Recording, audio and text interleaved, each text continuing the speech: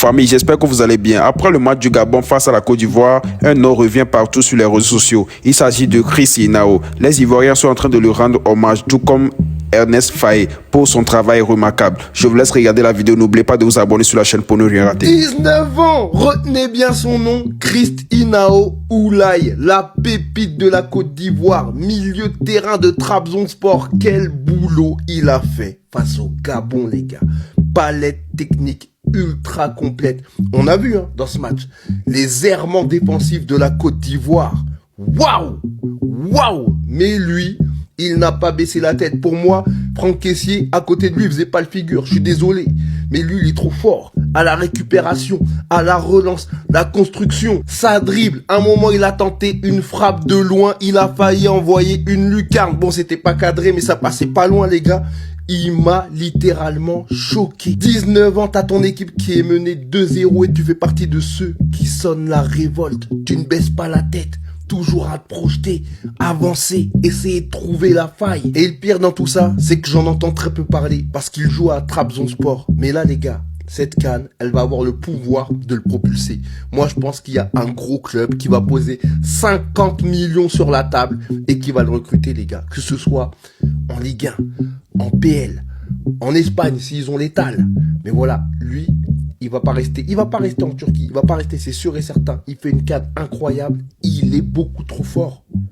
On a envie de le voir dans un ultra grand club. Alors hier, il s'est passé beaucoup de choses dans le match Côte d'Ivoire-Gabon. Mais aujourd'hui, il n'y a qu'un seul nom sous les lèvres, le numéro 19. Inao Oulaye. Oh là là, il faut qu'on parle de ce joueur. Il faut qu'on parle de ce monstre. Ce qu'il a fait pendant les 90 minutes est une masterclass. Un véritable patron. Hier, il a pris le milieu du terrain, il l'a mis dans sa poche.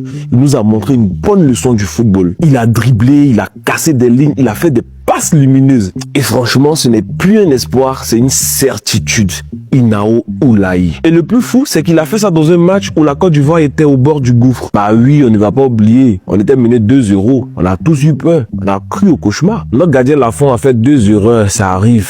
Mais le plus important, c'est que l'équipe a su réagir en champion. Et c'est là que la magie a opéré. Deuxième mi-temps, le coaching de Faye paye. Il lance ses fusées. Amad Diallo, Guila Doué, le côté droit a pris feu. Ils ont apporté une folie qui a tout changé. C'est cette force collective portée par des individualités comme Inao qui nous a permis de faire cette remontada. Et il faut rendre hommage à cette équipe du Gabon. Ils ont joué le match de leur vie. C'est contre la Côte d'Ivoire que toutes ces équipes se transforment en Barcelone. C'est des malades. Mais à la fin, il y a une loi. Quand tu joues contre le champion d'Afrique, même si tu joues bien, tu perds. Et c'est comme ça. Donc voilà la leçon de ce match. On s'est fait peur. Mais cette peur a su révéler le caractère de l'équipe. Et surtout, elle a mis en lumière la nouvelle génération qui prend le pouvoir. Inao, Oulaye, Amad, Doué et Touré. C'est eux, l'avenir et le présent. Oui, c'est eux. Le message est clair. Pour aller au bout, il faut compter sur cette jeunesse insolente et pleine de talent. Et ça promet. En fait, bonne année à tous déjà. Je devais commencer fort. Cette année, c'est ma première vidéo là de 2026. Je devais frapper fort. Comme ce petit là est vraiment trop fort. Les gars, c'est trop Inao, les gars. Inao, les gars.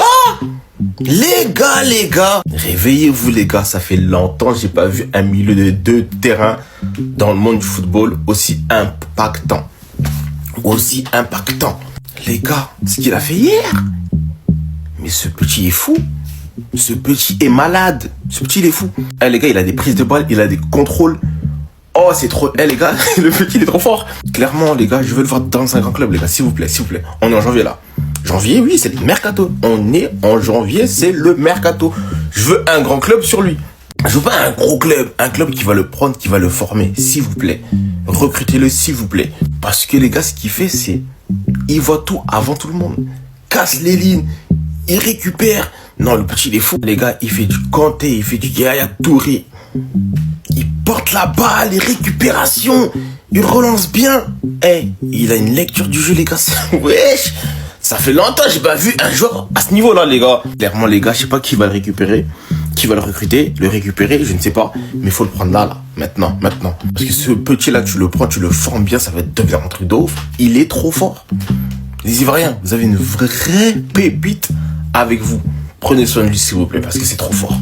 Quel match incroyable. La Côte d'Ivoire nous a fait de la Côte d'Ivoire, comme à chaque fois. Comme on a pu laisser cette équipe lors de la dernière compétition, elle a reproduit ce qu'elle sait faire, retourner les situations. Tout d'abord, mes pensées vont pour le Gabon, qui n'ont pas démérité, qui ont tout simplement été malheureux sur cette compétition. Ils se sont toujours battus dans leur confrontation, mais n'ont jamais réussi à trouver la solution. La Côte d'Ivoire était qualifiée, le Gabon était déjà éliminé, mais il y avait un énorme enjeu, la première place du groupe F. Pourtant, la Côte d'Ivoire avait bien démarré, et sur la première vraie occasion gabonaise, les Ivoiriens payent cash. Mené 1-0, coup de tonnerre, climatisation dans le stade. Et le pire, c'est que quelques minutes plus tard, le Gabon en met un deuxième. Les éléphants sont KO debout. Tu sens que ça peut tourner au fiasco. Mais la Côte d'Ivoire ne meurt pas. Tel un phénix, elle renaît de ses cendres. La Côte d'Ivoire pousse. Le Gabon bloque bas. Le stress monte. Cette équipe est née pour réagir. La Côte d'Ivoire marque 3 buts sans que le Gabon comprenne. Il est important de souligner que la Côte d'Ivoire s'est fait voler un but, car normalement, c'est 4-2. Grâce à cette victoire, la Côte d'Ivoire prend la tête du classement et affrontera le Burkina Faso. Ce qui veut dire que le Cameroun atterrit à la 2e place, mais ça, c'est l'objet d'une autre vidéo. Vos avis en commentaire. En toute honnêteté, Chris Inao Oulaye, il est fort que Jude Bellingham. Oui, il est fort que Jude Bellingham. En réalité, le petit, ce qu'il fait, sa manière de contrôler le milieu de terrain et le jeu, de dicter le tempo, Bellingham peut jamais faire ça. Première titularisation seulement à la CAN. Ça me rappelle en fait un certain Yaya Touré. Mais bon, je vais pas mettre la charrue avant les bœufs. Sa prestation aujourd'hui, c'est 10 sur 10.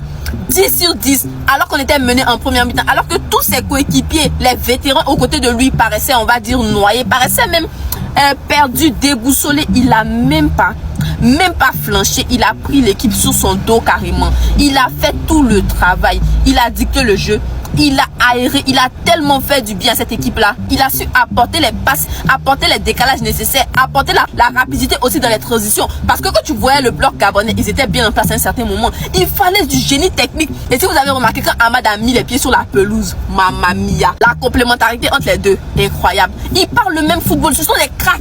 Ce sont des cracks. Quand je vois que sincèrement un joueur comme ça, il n'a pas joué les 2 premiers matchs, je me dis que c'est parce qu'on est en Afrique en fait. C'est parce qu'on est en Afrique et on n'a pas cette mentalité un peu comme en Espagne de donner la chance aux jeunes joueurs, comme l'Espagne a fait avec Lamine Yamal ou bien Pedri ou bien des Gavi, vous voyez un peu. Parce qu'on peut pas avoir ce talent là et puis attendre le dernier match pour le faire jouer en fait. On peut pas. Franchement pour moi aujourd'hui il a marqué énormément de points. J'aimerais le voir titulaire en 8e de finale. On verra ce que ça va donner. On verra ce que Faye va faire aussi, mais sincèrement pour moi il a mérité sa place. Il a fait un match à la hauteur des attentes et même plus que ce qu'on attendait de lui. Franchement c'est un crack, il n'y a rien à dire et heureusement qu'il joue pour la Côte d'Ivoire. Franchement les jeunes joueurs là, vous avez votre place. Vous avez votre place, n'abandonnez jamais. Même si vous jouez au Zébier, Maracana, un jour pour vous veut sortir. Regardez-le. Regardez-le aujourd'hui, il est acclamé par tout le monde. Aujourd'hui il a fait un récital, il n'y a rien à dire. Merci Inao, franchement tu mérites tout. Christ Inao Ravinel Oulaye. La performance de ce jeune aujourd'hui va au-delà du cadre du football et même du sport en général. En fait, c'est un message qu'il envoie à tous les secteurs d'activité en Côte d'Ivoire et même en Afrique. Parce que c'est un constat que j'ai fait en Afrique. Les gars, le message, il est simple. La jeunesse est capable de prendre les choses en main.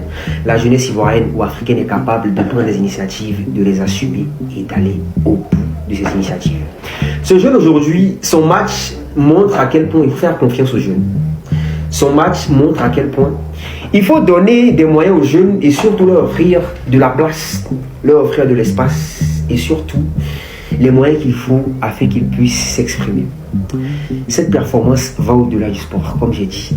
Elle affirme tout simplement un désir sur le plan social des jeunes de pouvoir prendre des initiatives. Jusque-là, je ne parle même pas encore de son match. Les gars, parlons maintenant de son match. Qu'est-ce qu'il a fait? Mais c'est quoi ce match-là? C'est quoi ce match-là? 2-0. On est mené 2-0. Et t'as un jeune de 19 ans qui joue aux côtés d'un ancien capitaine, Franck Yannick Clichy, je crois qu'il a 29 ans, non? Franck Yannick Clichy. Et c'est Jean-Michel qui doit avoir 33 ou 34 ans. Et c'est lui qui prend les initiatives. C'est lui qui porte le ballon.